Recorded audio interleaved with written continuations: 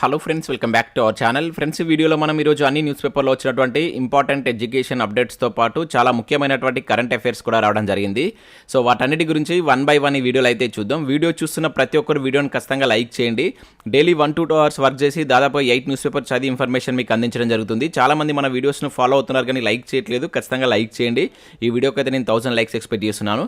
So ఎవరికైతే use ఉంటుందో వారికి షేర్ చేయండి. అదేవిధంగా సబ్స్క్రైబ్ చేసుకొని చూడండి. రెగ్యులర్గా మీకు జాబ్ అప్డేట్స్ అంతాయి.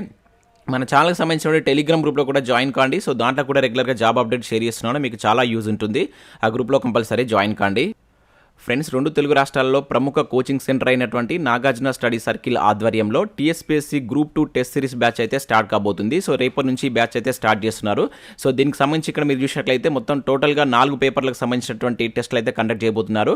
సో 24 టెస్టులు అయితే ఉంటాయి. 32 క్యాష్ ప్రైజెస్ కూడా ఈ టెస్ట్ సిరీస్ ద్వారా వాళ్ళైతే అందించబోతున్నారు. అదేవిధంగా 96 hours ఎక్స్ప్లెనేషన్ ఉంటుంది. 3600 క్వశ్చన్స్ అయితే ఈ టెస్ట్ సిరీస్ ద్వారా వాళ్ళైతే కవర్ చేయబోతున్నారు. సో దీనికి సంబంధించి ఇక్కడ మనకు త్యాగరాయ గాన సభ ఏదైతే చిక్కడపల్లిలో ఉన్నటువంటి హైదరాబాద్ చిక్కడపల్లిలో ఉన్నటువంటి ఈ పర్టికులర్ లొకేషన్లో వీటికి సంబంధించిన టెస్ట్ సిరీస్ అయితే కండక్ట్ చేయబోతున్నారు. సో దీనికి సంబంధించి ఇక్కడ వాళ్ళు షెడ్యూల్ కూడా ఇవ్వడం జరిగింది. సో రేపటి నుంచి ఈ టెస్ట్ సిరీస్ అయితే ప్రారంభం కాబోతుంది. 31st నుంచి అయితే మీకు స్టార్ట్ అవుతుంది. సో లాస్ట్ టెస్ట్ కనుక చూసినట్లయితే మనకు August 14th వరకు అయితే ఉంది.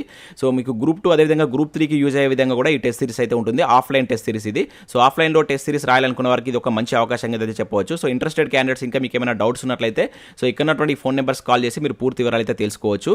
సో ఇంట్రెస్టెడ్ క్యాండిడేట్స్ ఎవరు ఉన్నట్లయితే నెంబర్స్ కాల్ చేసి మీ నేమ్స్ కూడా మీరు రిజిస్టర్ చేసుకోండి. ఫ్రెండ్స్, ఈరోజు న్యూస్ పేపర్లో వచ్చేటువంటి అప్డేట్స్ కనుక చూసినట్లయితే మనకు ఫస్ట్ అప్డేట్ వచ్చేసి సిట్ నివేదిక వచ్చాకే ఫలితాలు అని చెప్పేసి ఈనాడు న్యూస్ పేపర్లో ఒక ఆర్టికల్ ఇక్కడ మనం చూడవచ్చు. ఎంపికలు ప్రారంభిస్తే న్యాయ ఇబ్బందులు, పూర్తయినటువంటి 3 రాత పరీక్షల తదుపరి ప్రక్రియపై TSPSC యోచన, పరీక్ష రాసిన అభ్యర్థులకు తప్పని ఎదురు చూపులని చెప్పేసి ఇక్కడ ఇచ్చారు. సో ఇక్కడ ఇన్ఫర్మేషన్ కనుక చూసినట్లయితే రాత పరీక్షలు పూర్తయినటువంటి 3 ఉద్యోగ నోటిఫికేషన్ల తదుపరి ప్రక్రియలు, ప్రశ్నపత్రాల లీకేజీపై దర్యాప్తు తుది నివేదికలు వచ్చే వరకు నిలిచిపోన్నాయని చెప్పేసి ఇక్కడ ఇచ్చారు. సిట్ దర్యాప్తు కొనసాగుతున్నటువంటి సమయంలో ఫలితాలు వెల్లడించి తుది ఎంపిక చేపట్టడం న్యాయ సూత్రాలకు విరుద్ధమని TSPSC భావిస్తుంది. సో అదేవిధంగా సాంకేతికత కావచ్చు, న్యాయ ఇబ్బందులు తలెత్తవచ్చు అని చెప్పేసి అంచనా వేస్తుంది. సో ఈ నేపథ్యంలో పూర్తి వివరాలు వెల్లడయ్యే వరకు వేచి చూడాలని భావిస్తుంది. సో నిందితులు ఏ ప్రశ్న పత్రాలను లీక్ చేశారు, ఎంతమంది కొనుగోలు చేశారనేటువంటి విషయాలపై సిట్ దర్యాప్తు చేస్తున్నటువంటి విషయం తెలిసిందే. సో మరోవైపు ఆయా పరీక్ష ఫలితాల కోసం 1000 మంది అభ్యర్థులు ఎదురు చూడవలసి వస్తుందని చెప్పేసి కూడా ఇక్కడ ఇచ్చారు. సో దాంతోపాటుగా వీలైనంత త్వరగా ఈ CBRT పరీక్షల ఫలితాలు రిలీజ్ చేయాలని చెప్పేసి కూడా TSPSC భావిస్తున్నట్లు ఇక్కడ తీయడం జరిగింది. ఓవరాల్గా ఏంటంటే ఇప్పుడు కండక్ట్ చేస్తున్నటువంటి ఎగ్జామ్ సంబంధించిన రిజల్ట్స్ అనేటువంటి సిట్ నివేదికలు వచ్చాకే రిలీజ్ దానికి సంబంధించిన ఎంపిక జాబితాలు రిలీజ్ చేయాలని చెప్పేసి TSPSC భావిస్తున్నట్లుగా ఇక్కడ ఒక అప్డేట్ మనం ఈనాడు న్యూస్ పేపర్లో చూడవచ్చు. ఇక నెక్స్ట్ అప్డేట్ కనుక చూసినట్లయితే ఇక్కడ మనకు పోలీసు ఉద్యోగాలకు సంబంధించి ఒక ఇంపార్టెంట్ అప్డేట్ అయితే రావడం జరిగింది. సో పోలీస్ శిక్షణకు కసరత్తు అని చెప్పేసి ఇక్కడ ఇచ్చారు. మైదానాలన్నీ తీర్చిదిద్దే పనిలో నిమగ్నం, జూలైలో ప్రారంభించేటువంటి అవకాశం అని చెప్పేసి ఇక్కడ చూడవచ్చు. సో SI కానిస్టేబుల్ స్థాయి పరీక్షల తుది ఫలితాలు మరికొద్ది రోజుల్లో వెలువడనుందో సో శిక్షణ దిశగా పోలీస్ శాఖ కసరత్తు చేస్తుంది. సో తెలంగాణ రాష్ట్ర స్థాయి పోలీస్ నియామక మండలి ఆధ్వర్యంలో నిర్వహించినటువంటి అభ్యర్థుల రాత పరీక్షల తుది ఫలితాలు జూన్ మొదటి వారంలో వెలువడేటువంటి అవకాశాలు కనిపిస్తున్నాయని చెప్పేసి ఇక్కడ ఇచ్చారు.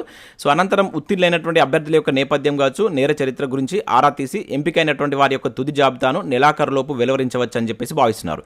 అయితే SI శిక్షణ ఏడాది పాటు రాజా బహదూర్ వెంకట్రామిరెడ్డి తెలంగాణ రాష్ట్ర పోలీస్ అకాడమీలో, అదేవిధంగా కానిస్టేబుల్ శిక్షణ 9 నెలల పాటు TSPSC తెలంగాణ రాష్ట్ర ప్రత్యేక పోలీస్ ఏదైతే మనకు గ్రౌండ్స్ ఉంటాయి కదా, సో వాటికి సంబంధించి కావచ్చు, అదేవిధంగా బెటాలియన్ శిక్షణ కేంద్రాలు, అదేవిధంగా నగర శిక్షణ కేంద్రాల మైదానాలని వినియోగించుకునేందుకు పోలీస్ శాఖ అయితే సన్నాహాలు చేస్తుంది. IG తరుణ్ జోషి నేతృత్వంలో ఇందుకు అవసరమైనటువంటి ఏర్పాట్లతో శిక్షణ విభాగం నిమగ్నమైందని చెప్పేసి ఇక్కడ ఇచ్చారు. సో జూలైలో శిక్షణ ప్రారంభించేటువంటి అవకాశం ఉన్నాయని చెప్పేసి ఇక్కడ చూడవచ్చు. దాంతోపాటుగా 3 మందికే శిక్షణ అవకాశం అని చెప్పేసి ఇవ్వడం జరిగింది. సో మనకు టోటల్గా తెలంగాణలో ఉన్నటువంటి మైదానాలు కేవలం 12,000 మందికి మాత్రమే శిక్షణ ఇచ్చేటువంటి సామర్థ్యాన్ని అయితే కలిగి ఉన్నాయంట. అంటే మనకి ఇక్కడ మొత్తం మనకు 17,516 పోస్టులు అయితే ఉన్నాయి. సో అంటే ఇక్కడ మనకు 300 మందికే శిక్షణ ఇచ్చేందుకు మైదానాలు ఉన్నాయని చెప్పేసి కూడా ఇక్కడ మనకు ఒక అప్డేట్ అయితే పోలీస్ జాబ్కి సంబంధించి అయితే ఇక్కడ చూడవచ్చు. ఇక నెక్స్ట్ విషయం అయితే ఇక్కడ గురుకుల ఉద్యోగాలకు సంబంధించి కూడా ఒక ఇంపార్టెంట్ అప్డేట్ అయితే రావడం జరిగింది. 9,000 పోస్టులకు 2,66,000 దరఖాస్తులు అని చెప్పేసి ఇక్కడ మనం చూడవచ్చు. సో 1,00,000కు చేరువలో TGT దరఖాస్తుల సంఖ్య అని చెప్పేసి ఇక్కడ ఇచ్చారు. సో మనకు రాష్ట్రంలోని సంక్షేమ గురుకులాల్లో భర్తీ చేయనున్నటువంటి 9,210 పోస్టులకు మొత్తం 2,66,000 దరఖాస్తులు వచ్చాయి. సో వీటిలో మనకు అత్యధికంగా TGT పీజీటీ పోస్టులకు కలిపి 1,60,000 దరఖాస్తులు వచ్చినట్టు ఇక్కడ ఇవ్వడం జరిగింది. సో గురుకులాలో మనకు టీజీటీ పోస్టులకు 4,000 ఉన్నాయి. సో ఈ పోస్టుకు వచ్చినటువంటి దరఖాస్తుల సంఖ్య 1,00,000కు చేరువలో ఉందట. టీజీటీ అత్యధికంగా మనకి ఇక్కడ టీజీటీ పోస్టులకు వచ్చినట్లయితే తెలుస్తుంది. సో ఆ పోస్టులకు 1,00,000కు చేరువలో ఉన్నట్లయితే ఇక్కడ సమాచారం అంటే ఇచ్చారు. కొందరు అభ్యర్థులు ఒకటి కన్నా ఎక్కువ పోస్టులకు దరఖాస్తు చేశారు. ఒక అభ్యర్థి గరిష్టంగా 7 పోస్టులకు దరఖాస్తు చేసుకునేందుకు అర్హత ఉండడంతో కొందరు తాము అర్హత కలిగినటువంటి అన్ని పోస్టులకు దరఖాస్తు చేసినట్టు తెలిసింది. సో గురుకుల నియామక బోర్డు 9 ఉద్యోగ ప్రకటనలు విడుదల చేసింది. సో వాటికి సంబంధించినటువంటి టోటల్ అప్లికేషన్ల సంఖ్య 2,66,000 ఉన్నట్లు ఇక్కడ ఒక అప్డేట్ అయితే మనం చూడవచ్చు. ఇక నెక్స్ట్ ఇక్కడ చూసినట్లయితే మనకు పేపర్ లీకేజ్ సంబంధించిన ఒక ఇంపార్టెంట్ అప్డేట్ కూడా చూడవచ్చు. సో TSPSCలో హైటెక్ మాస్ కాపింగ్ అని చెప్పేసి ఇక్కడ చూడవచ్చు. సో బ్లూటూత్ వైఫై డివైస్తో పరీక్ష కేంద్రానికి, సో చెవుల్లో సూక్ష్మ పరికరాలతో 3, సో సూత్రధారి వరంగల్ DE రమేష్ అని చెప్పేసి ఇక్కడ ఇచ్చారు. సో మాస్ కాపింగ్లో మరికొందరు, సో లోతుగా విచారిస్తున్నటువంటి సిట్ అధికారులు 20 మందికి పేపర్లు అమ్మినటువంటి రమేష్, తవ్వుతున్న కొద్దీ రమేష్ అక్రమాలు, అరెస్ట్ సంఖ్య సెంచరీ దాటేటువంటి ఛాన్స్ అని చెప్పేసి ఇక్కడ మనం ఒక అప్డేట్ అయితే ఆంధ్రజ్యోతి న్యూస్ పేపర్లో చూడవచ్చు. దాదాపు ఈరోజు అన్ని న్యూస్ పేపర్లో ఈ అప్డేట్ అయితే వచ్చింది. సో ఇక్కడ ఇన్ఫర్మేషన్ కనుక చూసినట్లయితే మనకు ప్రశ్నపత్రాల లీకేజీకే పరిమితమైంది అనుకున్నటువంటి TSPSC కేసులో సో సోమవారం కొత్త కోణం వెలుగులోకి చూసింది. సో అధునాతన ఎలక్ట్రానిక్ గాడ్జెట్స్ సహాయంతో మాస్ కాపింగ్ జరిగినట్లు సిట్ నిర్ధారించింది. సో AEE పరీక్ష రాసినటువంటి 3 అభ్యర్థులు టెక్నాలజీ సహాయంతో కాపింగ్కు పాల్పడ్డట్లు తేలగా ఇలాంటి వారి సంఖ్య మరింత పెరిగేటువంటి అవకాశం ఉన్నట్లు సిట్ వర్గాలు అయితే చెప్తున్నాయి. సో శనివారం వరంగల్లో అరెస్ట్ అయినటువంటి విద్యుత్ DE రమేష్ అలియాస్ రవీందర్ ఈ వ్యవహారంలో ప్రధాన సూత్రధారి అని వెల్లడించారు. సో ఈ కేసులో మనకు A12గా ఉన్నటువంటి సురేష్ గ్యాంగ్కు చెందినటువంటి పూల రవికిషోర్ నుంచి AEE మాస్టర్ ప్రశ్నపత్రాన్ని కొనుగోలు చేసినటువంటి DE రమేష్ అలియాస్ రవీందర్ దాని పలువురికి భారీ మొత్తానికి అమ్మినట్లుగా సిట్ గుర్తించిందని చెప్పేసి ఇక్కడ చూడవచ్చు. సో దానికి సంబంధించి ఈ విధంగా సో అభ్యర్థులు కాపీ కొట్టినట్టు ఇక్కడ మనం దానికి సంబంధించిన ఇమేజ్ అయితే చూడవచ్చు. హైటెక్ మాస్ కాపింగ్ అని చెప్పేసి ఈరోజు మనకు ఒక అప్డేట్ అయితే రావడం జరిగింది. దాదాపు అన్ని న్యూస్ పేపర్లో దీనికి సంబంధించిన అప్డేట్స్ అయితే ఈరోజు ఉన్నాయి. సో దాంతోపాటు ఇక్కడ మనకు తనిఖీల్లో దొరకలేదా అని చెప్పేసి కూడా ఇచ్చారు. సో మనకు ఏదైతే ఈ TSPSC ఏర్పాటు చేసినటువంటి పరీక్షా కేంద్రాల వద్ద పోలీస్ శాఖకు చెందినటువంటి సెక్యూరిటీ వింగ్ ద్వారా మనకు ఈ మెటల్ డిటెక్టర్స్ అయితే ఏర్పాటు చేస్తారు. సో వీటిలో కూడా ఇది దొరకలేదా అని చెప్పేసి కూడా సో ఇక్కడ ప్రశ్నిస్తున్నట్లు ఇక్కడ దీనికి సంబంధించిన అప్డేట్ అయితే చూడవచ్చు. ఇక నెక్స్ట్ విషయంలో అయితే మనకు బీటెక్ BEd అభ్యర్థుల వినతిని పరిశీలించండి, గురుకుల విద్యాలయాల నియామక బోర్డుకు హైకోర్టు ఆదేశం అని చెప్పేసి ఇక్కడ ఒక అప్డేట్ చూడవచ్చు. సో గురుకుల విద్యా సంస్థల్లో TGT ట్రైన్డ్ గ్రాడ్యుయేట్ టీచర్ గణితం పోస్టుకు BSc BEd అభ్యర్థులతో పాటు సమానంగా బీటెక్ BEd అభ్యర్థులను కూడా పరిగణలోకి తీసుకోవాలని, సో ఈ మేరకు వారు ఇచ్చినటువంటి వినతి పత్రాన్ని పరిశీలించాలని చెప్పేసి గురుకుల విద్యాలయ సంస్థల నియామక బోర్డుకు ఇటీవల హైకోర్టు మధ్యంతర ఉత్తర్వులు అయితే జారీ చేసిందనమాట. సో ఏదైతే TGT పోస్టులకు వాళ్ళకు కూడా అవకాశం, ఏదైతే BEd చేసినటువంటి బీటెక్ BEd చేసినటువంటి అభ్యర్థులకు కూడా అవకాశం కల్పించాలని చెప్పేసి సో వాళ్ళైతే హైకోర్టును అయితే సంప్రదించడం జరిగింది. దానికి సంబంధించి ఇక్కడ మనకు హైకోర్టు ఒక మధ్యంతర ఉత్తర్వులు అయితే జారీ చేసినట్లు ఒక అప్డేట్ అయితే రావడం జరిగింది. ఇక నెక్స్ట్ కనుక చూసినట్లయితే ఇక్కడ మనకు సశస్త్ర సీమా బల్లో 1656 పోస్టులకు సంబంధించి మనకు రీసెంట్గా నోటిఫికేషన్స్ అయితే రిలీజ్ కావడం జరిగింది. 3 నోటిఫికేషన్స్ రిలీజ్ అయ్యాయి. దీనికి సంబంధించి ఈరోజు మనకు ఈనాడు న్యూస్ పేపర్లో ఒక మంచి ఆర్టికల్ అయితే ఇచ్చారు. సో దీనిలో ఉన్నటువంటి పోస్టులకు సంబంధించిన వివరాలు కావచ్చు, అదేవిధంగా రాత పరీక్ష ఏ విధంగా ఉంటుంది, వాటికి సంబంధించినటువంటి ఇక్కడ హెడ్ కానిస్టేబుల్ పోస్టులు ఎన్ని ఉన్నాయి, పోలీస్ కానిస్టేబుల్ ఎన్ని పోస్టులు అని చెప్పేసి ఇచ్చారు. సో ఎవరైతే అభ్యర్థులు వీటికి అప్లై చేద్దాం అనుకున్న అభ్యర్థులు ఒకసారి ఈనాడు న్యూస్ పేపర్ డౌన్లోడ్ చేసుకుని చూసేటువంటి ప్రయత్నం చేయండి. దీనిలో మీకు కంప్లీట్ డీటెయిల్స్ ఇచ్చారు. దాంతోపాటుగా ఈనాడు ప్రతిభలో కనుక చూసినట్లయితే సో ఇక్కడ మనకు ఆర్థమెటిక్ సంబంధించి సరాసరికి సంబంధించిన దానిపైన ఒక ఆర్టికల్ ఇవ్వడం జరిగింది. ఇంకా ఈ వారంలో వచ్చినటువంటి కరెంట్ అఫైర్స్ సంబంధించినటువంటి కొన్ని ఇక్కడ బిడ్ బ్యాంక్స్ అయితే ఇచ్చారు. సో వీటిని డౌన్లోడ్ చేసుకుని ప్రాక్టీస్ చేసేటువంటి ప్రయత్నం అయితే చేయండి. సో ఇవి మనకు వివిధ న్యూస్ పేపర్లో వచ్చినటువంటి education updates. Next current affairs చూద్దాం. చాలా ముఖ్యమైనటువంటి కరెంట్ అఫైర్స్ అయితే ఉన్నాయి. స్కిప్ చేయకుండా చూడండి, ఖచ్చితంగా లైక్ చేయండి. ఒకటే వీడియోలో ఎడ్యుకేషన్ అప్డేట్స్ అదేవిధంగా కరెంట్ అఫైర్స్ కలిపి మీకు అందించడం జరుగుతుంది. చాలామంది చూస్తున్నారు కానీ లైక్ చేయట్లేదు. ఖచ్చితంగా లైక్ చేసి మీ మిత్రులకైతే షేర్ చేయండి. ఇక్కడ ఫస్ట్ కరెంట్ అఫైర్ కనుక చూసినట్లయితే మనకు IPLకి సంబంధించిన కరెంట్ అఫైర్ ఇక్కడ చూడవచ్చు. 5 స్టార్ చెన్నై అని చెప్పేసి ఇక్కడ ఇచ్చారు. 5వ IPL ఛాంప్ సూపర్ కింగ్స్ అని చెప్పేసి చూడవచ్చు. ఉత్కంఠం రేపినటువంటి పోరులో గుజరాత్ ఓటమి అని చెప్పేసి ఇక్కడ మనం చూడవచ్చు. సో మనకు IPL ఏదైతే మనకు 16 ట్రోఫీని గుజరాత్ అయితే చెన్నై అయితే గెలుచుకోవడం జరిగిందనమాట. సో మనకు గుజరాత్ సెకండ్ టైం ఫైనల్కి వచ్చింది, కాకపోతే ఫైనల్ ఓడిపోవడం జరిగింది. సో నిన్న జరిగినటువంటి మ్యాచ్ అనేటువంటిది 15 ఓవర్లకు 171 పరుగులు అయితే కండక్ట్ చేయడం జరిగిందనమాట. ఎందుకంటే వర్షం కారణం వల్ల డక్వర్త్ లూయిస్ ప్రకారం సో వీటిని అయితే కుదించారు. సో మొదటగా మనకు ఏదైతే గుజరాత్ బ్యాటింగ్ చేసిన తర్వాత వర్షం పడింది, దాని తర్వాత చెన్నై బ్యాటింగ్ సమయంలో వర్షం పడినప్పటికీ దాన్ని 15 ఓవర్లో 171 పరుగులకైతే కుదించడం జరిగింది. సో దీనిలో చెన్నై అయితే ఓవరాల్గా అయితే ఈ 16వ IPL ట్రోఫీని అయితే గెలుచుకోవడం జరిగింది. చాలా ఇంపార్టెంట్. సో దీనికి సంబంధించి మనం ఇక్కడ గుర్తుంచుకోవాల్సిన కొన్ని అంశాలను అయితే చూద్దాం. సో ఈ మ్యాచ్ తర్వాత మనకు ఎవరైతే చెన్నై ప్లేయర్ అయినటువంటి రాయుడు సో తన IPLకి అయితే గుడ్ బై చెప్పడం జరిగింది అనమాట. వీడ్కోలు పలికారు. నిన్న కూడా దీనికి సంబంధించిన అప్డేట్ అయితే మనం చూసాం. సో ఇది చెన్నై గెలుచుకోవడం, IPL ట్రోఫీని చెన్నై గెలుచుకోవడం అనేది 5వసారి. సో ఇది మనం ఇక్కడ గుర్తుంచుకోవాల్సి అయితే ఉంటుంది. ఇప్పటివరకు 4 సార్లు గెలుచుకుంది, దీంతో కలుపుకుంటే మనకు 5వసారి అనమాట. ఇంకా నెక్స్ట్ ఇక్కడ చూసినట్లయితే దీనికి సంబంధించి మనకు ఆరెంజ్ క్యాప్, ఇవి చాలా ఇంపార్టెంట్ అండి, మనకు కాంపిటేటివ్ ఎగ్జామ్ పర్పస్లో ఆడడానికి ఛాన్స్ ఉంటుంది. ఆరెంజ్ క్యాప్ అనేటువంటిది అత్యధిక పరుగులు చేసినటువంటి బ్యాటర్కి ఇచ్చేటువంటిది అనమాట. సో ఇది శుభమన్ గిల్కి రావడం జరిగింది. ఇతను గుజరాత్ సంబంధించిన ప్లేయర్. సో మొత్తం 890 పరుగులు చేయడం జరిగింది 17 మ్యాచ్ల్లో. సో దానిలో 3 సెంచరీలు, ఇక్కడ 4 అర్ధ సెంచరీలు అయితే ఉన్నాయన్నమాట. సో దీని యొక్క ఇంపార్టెన్స్ ఏంటంటే ఈ ఐపీఎల్ టోర్నీలో ఆరెంజ్ క్యాప్ నెగ్గినటువంటి అతి చిన్న వయస్కుడిగా కూడా ఇతను రికార్డు సృష్టించాడు అనమాట. దీని ప్రైజ్ మ్యాన్ వచ్చేసి 15 లక్షలు ఉంటుంది. అదేవిధంగా పర్పుల్ క్యాప్, సో ఈ పర్పుల్ క్యాప్ అనేటువంటిది అత్యధిక వికెట్లు తీసినటువంటి బౌలర్కి ఇచ్చేటువంటి క్యాప్ అనమాట. సో ఇది గుజరాత్ ప్లేయర్ అయినటువంటి మహమ్మద్ షమీకి రావడం జరిగింది అనమాట. మొత్తం 28 వికెట్లు 17 మ్యాచ్లో తీశారు. దీని యొక్క ప్రైజ్ మనీ కూడా 15 లక్షలు ఉంటుంది. ఇక మొత్తం ప్రైజ్ మనీ చూసినట్లయితే మనకు 46,50,00,000 ఫస్ట్ ప్రైజ్ వచ్చినటువంటి విజేతకు. సో ఈ టోటల్ అన్ని కలుపుకుంటే ఫస్ట్ ప్రైజ్ వచ్చిన విజేతకు వచ్చేసి 20 కోట్లు ఉంటుంది, రన్నర్అప్కి వచ్చేసి 13 కోట్లు ఉంటుంది, మూడో స్థానంలో 17 కోట్లు. మూడో స్థానం వచ్చినటువంటి టీం ఏంటంటే మనకు ముంబై ఇండియన్స్. ఓకేనా, ఫస్ట్ చెన్నై, తర్వాత గుజరాత్, తర్వాత మనకు ముంబై ఇండియన్స్ మూడో స్థానం. నాలుగో స్థానంలో వచ్చినటువంటి వచ్చేసి మనకు లక్నో సూపర్ అనమాట, సూపర్ జైంట్స్. సో వీళ్ళకు 6,50,00,000 ఈ విధంగా ప్రైజ్ మనీ అయితే ఉంటుంది. సో చాలా ఇంపార్టెంట్. దీనికి సంబంధించి మనకి ఏ విధంగానే క్వశ్చన్స్ అవ్వచ్చు. ఇంకా నెక్స్ట్ విషయంలో అయితే ఇక్కడ 250 అని చెప్పేసి చూడవచ్చు. సో ఐపీఎల్లో 250 మ్యాచ్లు ఆడినటువంటి తొలి ప్లేయర్గా కూడా ధోని రికార్డు సృష్టించాడు అనమాట. 2008 నుంచి కనుక చూసినట్లయితే ధోని వరుసగా 16 సీజన్లు ఆడాడు. సో 226 మ్యాచ్ల్లో అతను కెప్టెన్గా చేశాడు. రోహిత్ శర్మ 243 ఫస్ట్ ప్లేస్లో ఉన్నాడు. దాని తర్వాత 242 దినేష్ కార్తిక్, విరాట్ కోహ్లీ 237, రవీంద్ర జడేజా 226 టాప్ 5లో ఉన్నట్లు ఇక్కడ దీనికి సంబంధించి వచ్చి. ఇంకా 12 ఇక్కడ చూసినట్లయితే ఐపీఎల్ 2023లో నమోదైనటువంటి సెంచరీల సంఖ్య 12గా అయితే ఉంది. ఇట్లా వీటికి సంబంధించినటువంటి ఇంపార్టెంట్ అప్డేట్స్ కూడా ఇక్కడ ఇచ్చారు. సో మనం చాలా ఇంపార్టెంట్ అయితే డిస్కస్ చేయడం జరిగింది అనమాట. నేను మళ్ళీ మనకు మంత్లీ కరెంట్ అఫైర్స్లో భాగంగా నేను వాటి గురించి మీకు క్లియర్గా ఎక్స్ప్లెయిన్ చేయడం అయితే జరుగుతుంది. ఇంకా నెక్స్ట్ కక్షలోకి నావిక్ 01 ఉపగ్రహం అని చెప్పేసి ఇక్కడ ఒక ఇంపార్టెంట్ కరెంట్ అఫైర్ చూడవచ్చు. జిఎస్ఎల్వి F12 ప్రయోగం విజయవంతం అని చెప్పేసి ఇక్కడ ఇచ్చారు. సో భారత అంతరిక్ష పరిశోధన సంస్థ ఇస్రో రెండో తరం నావిక్ ఉపగ్రహ శ్రేణిలోని మొదటిదైనటువంటి మనకి ఏదైతే NVS-01 ఉపగ్రహాన్ని విజయవంతంగా కక్షలోకి అయితే ప్రవేశపెట్టింది. మనకు ఆంధ్రప్రదేశ్లో ఉన్నటువంటి షార్ నుంచి దీన్ని అయితే ప్రయోగించడం జరిగింది. సో ఇది ఇక్కడ సక్సెస్ఫుల్గా నింగిలోకి వెళ్ళినట్లుగా ఇక్కడ ఒక అప్డేట్ అయితే మనం చూడవచ్చు. ఆల్రెడీ మనం నిన్న కూడా దీనికి సంబంధించి అయితే చూసాం, గుర్తుంచుకోండి దాని పేరు అండ్ అది ఎక్కడి నుంచి ప్రయోగించారని చెప్పేసి ఇంపార్టెంట్.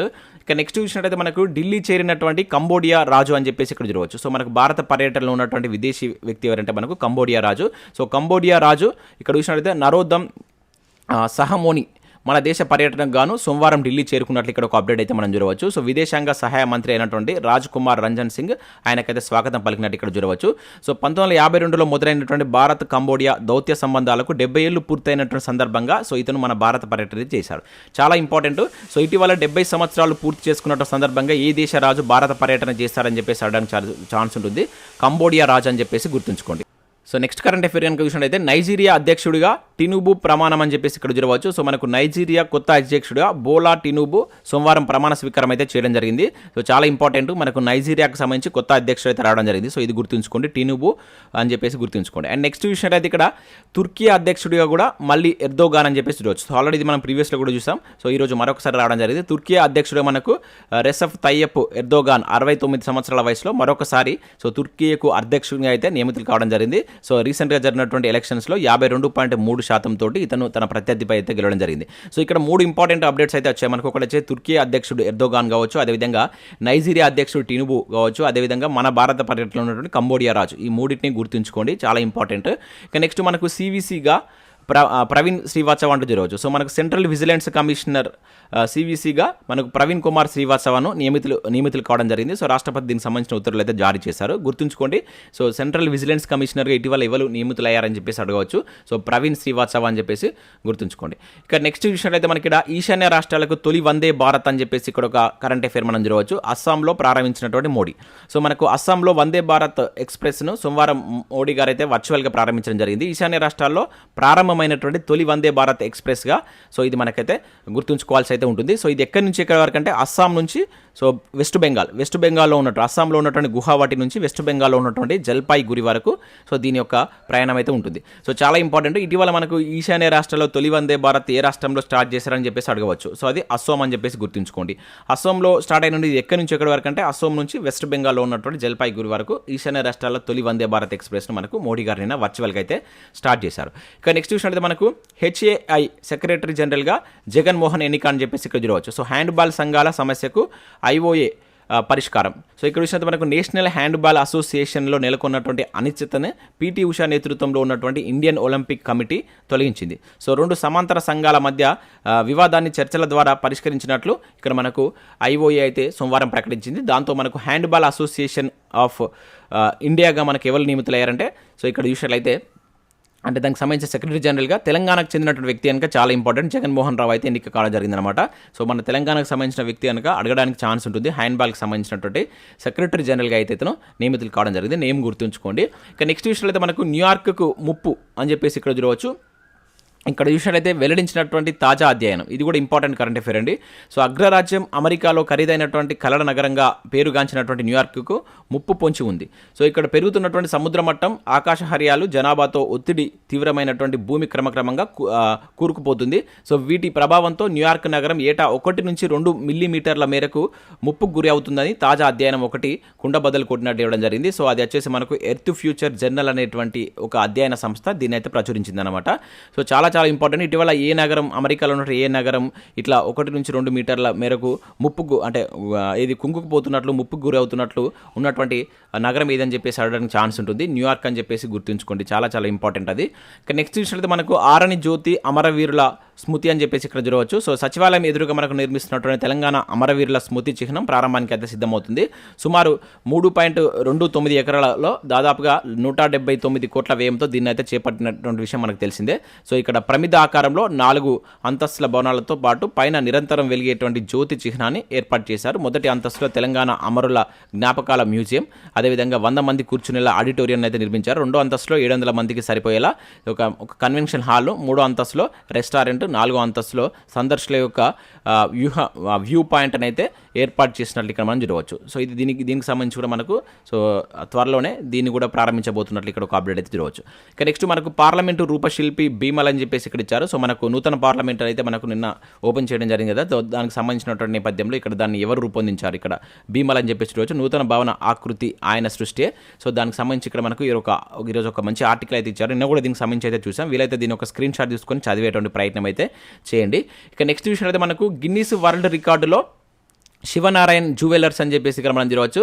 సో ఇక్కడ చూసినట్లయితే మనకు నగరంలోని అగ్రశ్రేణి వారసత్వ ఆభరణాల సంస్థ శివనారాయణ్ జ్యువెలర్స్ ప్రైవేట్ లిమిటెడ్ అనేటువంటిది 8 గిన్నీస్ వరల్డ్ రికార్డ్ టైటిల్స్తో చరిత్రలో ఘనతను సాధించినటువంటి మొదటి భారతీయ ఆభరణాల సంస్థగా అయితే అవతరించినట్లు మేనేజింగ్ డైరెక్టర్ తుషార్ అగర్వాల్, అదేవిధంగా కమల్ కిషోర్ అగర్వాల్ తెలిపారంట. ఒకటేసారి 8 అవార్డ్స్ అయితే రావడం జరిగింది. సో ఇక్కడ సంస్థ పేరు గుర్తుంచుకోండి. అండ్ అది ఎక్కడంటే మనకు హైదరాబాద్లో ఉన్న సంస్థ, చాలా ఇంపార్టెంట్, నేరుగా అడగడానికి ఛాన్స్ అయితే ఉంటుంది. సో ఇవి మనకు వివిధ న్యూస్ పేపర్లో వచ్చినటువంటి ఎడ్యుకేషన్ అప్డేట్స్, అదేవిధంగా కరెంట్ అఫైర్స్. సో ఎవరైతే గ్రూప్ 2కు సంబంధించినటువంటి ఆఫ్లైన్ కోచింగ్ తీసుకోవాలనుకుంటున్న వారికి అయితే మనకు నాగార్జున స్టడీ సర్కిల్ వాళ్ళైతే రేపటి నుంచి సో దీనికి సంబంధించినటువంటి టెస్ట్ సిరీస్ అయితే కండక్ట్ చేస్తున్నారు. సో ఇంట్రెస్టెడ్ క్యాండిడేట్స్ ఎవరైనా ఉన్నట్లయితే వీళ్ళు ఇక్కడ ఫోన్ నెంబర్స్ ఇవ్వడం జరిగింది. మీరు కాల్ చేసి పూర్తి వివరాలు తెలుసుకోవచ్చు. దాంతోపాటుగా సో మీరు రిజిస్టర్ చేసుకోవాలనుకున్నా కూడా ఫోన్ చేసి రిజిస్టర్ చేసుకోవచ్చు. ఇది మనకు హైదరాబాద్లో ఉన్నటువంటి త్యాగరాయ గణ సభ చిక్కడపల్లిలో ఉన్నటువంటి ఈ పర్టికులర్ లొకేషన్లో ఈ టెస్ట్ సిరీస్ అయితే వాళ్ళు ఈ ఆఫ్లైన్ టెస్ట్ సిరీస్ అయితే కండక్ట్ చేయబోతున్నారు. చాలా మంచి అవకాశం. గ్రూప్ 2 అదేవిధంగా గ్రూప్ 3 కూడా మీకు యూజ్ అవుతుందన్నమాట. సో ఇది ఫ్రెండ్స్ మనకు. సో వీడియో నచ్చినట్లయితే లైక్ చేసి మీ మిత్రులకైతే షేర్ చేయండి. Thanks for watching. Thank you.